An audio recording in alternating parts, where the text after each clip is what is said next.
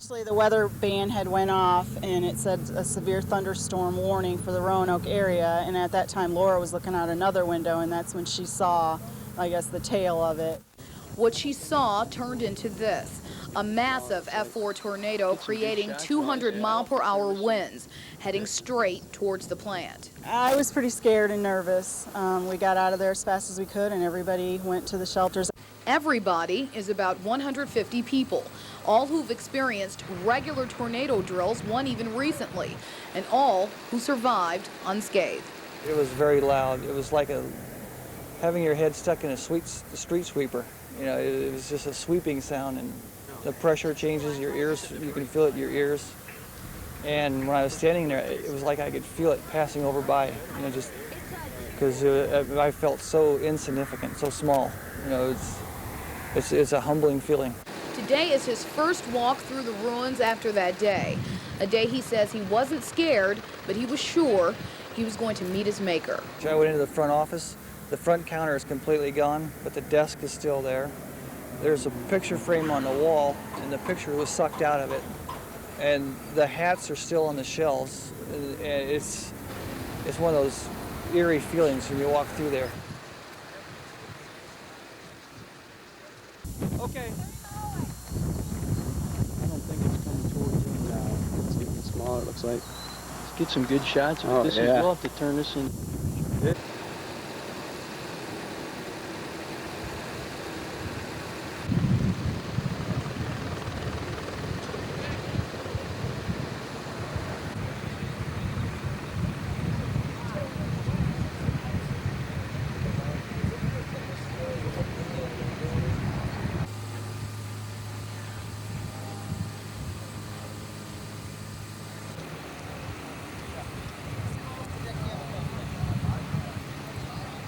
Drawn out on the one end, across the horizon a little bit, and I watched it and I thought, man, that cloud sure looks funny. She saw this massive tornado creating an estimated 200-mile-per-hour winds heading straight towards the plant. She spread the word. Her co-worker alerted staff over the PA. I was pretty scared and nervous. We got out of there as fast as we could, and everybody went to the shelters. We had 3 different shelters, and it was different for all of us. And I don't know if it's because, like, I heard we were in the eye of it from what some people were telling us, my shelter that I was in, and if that, you know, makes the experience different, I'm sure it does. And that was what was incredible, too, because it was almost as if we were all in different storms. It was very loud. It was like having your head stuck in a street sweeper. You know, it was just a sweeping sound, and the pressure changes your ears. You can feel it in your ears. And when I was standing there, it was like I could feel it passing over by, you know, just because I felt so insignificant, so small. You know, it's a humbling feeling. Now he's walked through the ruin from that day. The day he says he wasn't scared, but he, along with so many others, thought their lives were over. The tornado moved southeast, eventually destroying Parsons Company at the corner of routes 116 and 117. Home video shot by Reverend Tom Zoper shows what witnesses describe as a very wide funnel cloud. We saw Parsons right in the way. I mean, as it was going down 116, I got really concerned about Parsons there, because I thought I was going to get hit, and once it did, it was really amazing just to see all that debris go up. Parsons employees say about 200 people were working the first shift when the twister came through. They say they're just thankful they had a few minutes' notice to take cover. They evacuated us to the storm shelters we got, but I watched the tornado form in the field across the way, and then they told everybody to get in to the storm shelters. We're fortunate enough that we could see the storm coming. If it was at night, and thank God it wasn't, it could have been a different story. Now all that's left of the 225,000 square foot building is debris.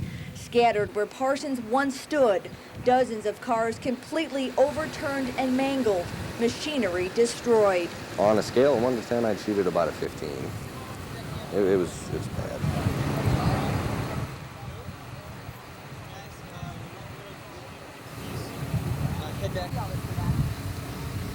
I don't care. Inside in the hallway. Get him in the inside in the hallway. Okay. I don't think it's coming towards you. No, it's getting smaller, it looks looks like. Let's get some good shots with this. Yeah. We'll have to turn this in. This is insane.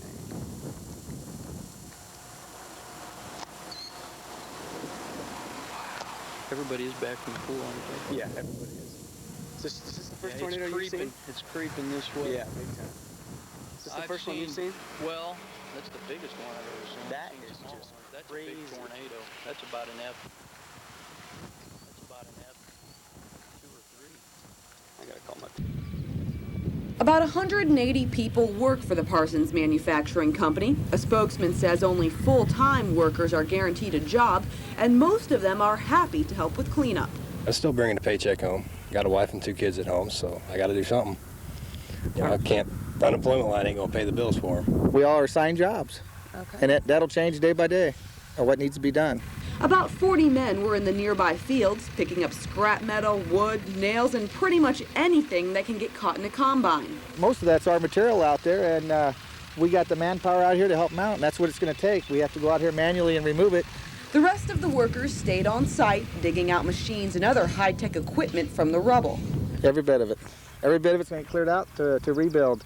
They are trying to salvage some stuff, and other stuff they're just putting in a pile. Owner Bob Parsons says workers will be receiving a paycheck and full benefits for 8 to 12 months. When the site and surrounding fields are cleared of debris, qualified workers will then help with construction of the new plant. Parsons says workers without construction experience or needed skills will be subcontracted out to other companies.